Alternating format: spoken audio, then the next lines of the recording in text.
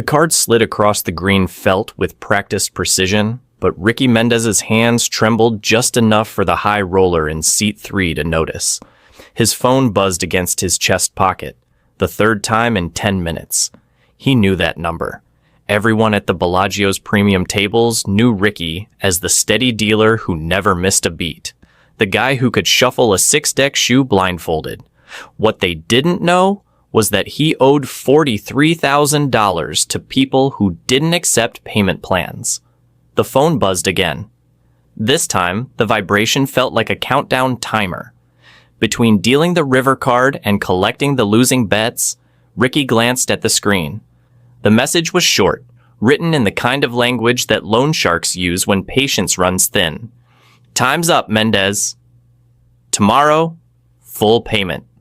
No excuses. His throat went dry as he mechanically dealt the next hand. The casino security cameras captured every movement, every transaction, every chip that crossed his table. But they couldn't see the cold sweat gathering at the base of his neck, or the desperate plan already forming in his mind. Sometimes survival requires crossing lines you never thought you'd approach. 6 months earlier, Ricky Mendez had been just another Vegas service worker trying to make ends meet. He'd moved to Nevada with dreams that didn't pan out, and a credit score that had plummeted to 423 after his mother's medical bills consumed his savings. The math was brutal. $2,200 a month from dealing cards, $3,000 in monthly expenses between rent, utilities, and the minimum payments on 7 different credit cards. That's when the payday loan cycle began. 500 here, 800 there, each loan carrying interest rates that would make a mathematician weep. What started as temporary relief became a monthly ritual of borrowing from one source to pay another, the fees compounding like cancer cells. Ricky told himself it was temporary, that his next promotion would fix everything, that he just needed to survive until his luck turned. But luck, as any dealer knows, is a fickle thing. His girlfriend Jess had no idea about the extent of his financial troubles. To her, Ricky was the responsible one, the guy who worked double shifts, who never splurged on anything unnecessary, who talked about their future together with genuine hope. She saw his exhaustion as dedication, his anxiety as perfectionism. The irony wasn't lost on him. He spent his nights helping other people gamble away fortunes while his own life crumbled under the weight of compound interest and desperation. The first chip disappeared during a chaotic Friday night rush. A drunk oil executive had pushed all in with pocket aces, won a massive pot, then stumbled away from the table, leaving behind a single black chip worth $100. Standard protocol demanded Ricky call security, document the abandoned chip, and surrender it to the cage. Instead, he palmed it with the same dexterity he used to shuffle cards, his heart hammering as he slipped it into his pocket during his break. $100. It was nothing compared to his payday loan payments, where 36% APR meant every dollar borrowed cost him nearly 40 cents in interest over a year. But it was something. More importantly, it was proof that the system had blind spots. Ricky studied those blind spots like a scholar. He learned which security cameras had limited angles, which supervisors took smoke breaks at predictable times, which high rollers were too intoxicated to accurately track their chip stacks. The operation evolved slowly, methodically. During busy nights, when the action was fast and the tips were flowing, Ricky would skim small denominations from large pots, 25 here, 50 there, never enough to trigger suspicion, always from players who were winning big and wouldn't miss the difference. Within 3 months, he developed a system that netted him an extra $800 to $1,200 per week. It wasn't enough to eliminate his debt, but it was enough to keep the wolves at bay. Each stolen chip represented another day of borrowed time, another night of sleep without collection calls haunting his dreams. The letter arrived on a Tuesday morning, stamped with the kind of official seal that makes your stomach drop before you even open the envelope. Jess's student loan servicer had made an error, a big one. Her debt consolidation paperwork had been processed incorrectly, and now they wanted $14,000 immediately, or they'd begin garnishing her wages. She cried in Ricky's arms that night, apologizing for a mistake that wasn't her fault, terrified about losing the teaching job she'd worked so hard to get. Ricky held her close and lied through his teeth. "Don't worry, baby. We'll figure this out together." But the math in his head was screaming. His own debts had ballooned to $57,000. The interest alone was costing him nearly $2,000 a month. Adding Jess's emergency to the equation meant he needed to find more money than his small-time chip skimming could ever provide. That's when desperation transformed into recklessness. The following week, Ricky began targeting higher denomination chips during bigger games. Instead of skimming $25 chips from casual players, he started palming hundreds and 500s from the whale tables where billionaires played poker, like most people played video games. The risk multiplied exponentially, but so did the potential reward.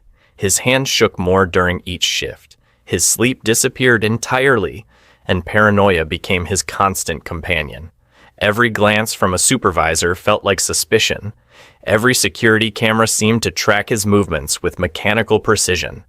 But Jess smiled more now, believing their financial troubles were finally behind them. Her relief was worth every sleepless night, every moment of terror. At least that's what he told himself. The revelation came from an unlikely source. Tommy Chen, a regular at the high-limit tables who'd made his fortune in tech before turning to poker as a hobby. During a slow Tuesday night shift, Tommy casually mentioned how he'd turned $50,000 into $500,000 through Ethereum investments over the past year. "It's like the internet in 1995, he explained, stacking his chips with the confidence of someone who'd already won life's biggest jackpot. "Most people don't see it yet, but digital currency is the future." Ricky listened with the desperate attention of a drowning man hearing about lifeboats. That night, he went home and researched everything he could find about cryptocurrency. The stories were intoxicating. Regular people becoming millionaires overnight, early adopters retiring in their 20s, digital assets climbing thousands of percent in months. For the first time in years, Ricky felt something he'd almost forgotten: hope. Setting up his crypto wallet felt like opening a door to a different life. Within weeks, he'd developed a new routine: steal chips from the casino, convert them to cash, then immediately purchase Ethereum and Bitcoin. The plan was elegant in its simplicity. He'd grow his stolen funds through crypto investments, then eventually return the original amount to the casino and walk away clean with his profits. It was still theft, but now it felt temporary, like borrowing money he fully intended to repay with interest. By month 3, Ricky had funneled $80,000 in casino chips into his digital portfolio. The numbers on his screen climbed steadily upward, each green candle on the charts representing another step toward financial freedom and moral redemption. The collapse began on a Thursday morning in May 2022. Ricky woke up to his phone buzzing with price alerts, the kind he'd programmed to celebrate gains, but now they screamed warnings of catastrophic losses. Ethereum had dropped 40% overnight. Bitcoin was in free fall. The entire cryptocurrency market was hemorrhaging value at a pace that made the 2008 financial crisis look like a gentle correction. Within 72 hours, Ricky's $80,000 portfolio had shrunk to $12,000. He refreshed his crypto wallet obsessively, hoping the numbers were wrong, that the apps were glitching, that somehow the laws of mathematics had temporarily suspended themselves. But the red numbers on his screen told an unforgiving story. His salvation had become his destruction. The panic set in like ice water in his veins. The $80,000 wasn't just his money. It belonged to the Bellagio, and now it was gone. Casino security had already begun asking questions about inventory discrepancies, running audits that would eventually trace missing chips back to specific tables, specific shifts, specific dealers. The walls were closing in with mechanical precision. That's when the FBI knocked on his door. Someone had reported suspicious wire transfers linked to his accounts, patterns that suggested structured financial activity designed to avoid detection. The charge was wire fraud, carrying a potential sentence of 20 years in federal prison. If he'd used something like CoinTracker to properly report his transactions, maybe the tax authorities would have found him first. But the FBI had beaten them to it. Ricky realized with devastating clarity that his attempt to escape one kind of debt had created something far worse. He'd traded simple financial problems for federal crimes, small-time theft for major felonies. The house had won again, but this time the stakes were his entire future. The plea bargain came with a price that extended far beyond the courtroom. 18 months in federal prison, 5 years of supervised probation, and full restitution to the Bellagio, money he still didn't have. But the legal consequences were just the beginning of Ricky's punishment. Jess found out about everything during the arraignment hearing. She sat in the gallery as the prosecutor detailed the scope of Ricky's crimes: systematic theft, financial fraud, deliberate deception spanning nearly 2 years. The woman who'd trusted him with her future, who'd believed his promises about their shared financial stability, learned that their entire relationship had been built on lies. She left the courthouse without saying a word, and Ricky never saw her again. The gaming industry maintains a comprehensive database of convicted employees. Ricky's name would remain on that list permanently, ensuring he'd never work in another casino anywhere in the world.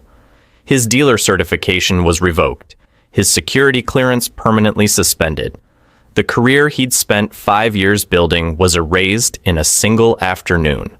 Prison taught him skills he'd never wanted to learn: how to sleep when sirens wail outside your cell, how to make conversation with men who'd made far worse choices than stealing casino chips, how to live with the constant awareness that every decision has consequences that ripple outward in ways you can't predict or control. The most brutal lesson came in the form of silence. No visits, no letters, no phone calls from the life he'd destroyed. Ricky learned that some bridges, once burned, can never be rebuilt.